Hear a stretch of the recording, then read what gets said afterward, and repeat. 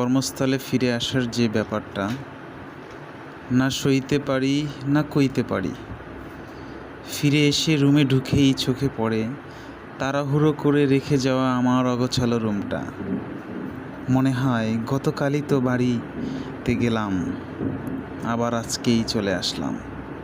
অথচ মাঝখানে 9টা দিন কিভাবে কাটিয়ে গেল সেই হিসাবটা আর মেলাতে পারছি না। বাড়ি এক অদ্ভুত মায়া। সকল ভাই বোন, ভাগ্নে ভাগ্নি, ভাতিজা ভাতিজি একসাথে কত হই হুল্লোড় আর আনন্দে মেতেছিলাম। মনে হয়েছে দুনিয়ার বুকে এক টুকরো জান্নাতের মধ্যে আছি।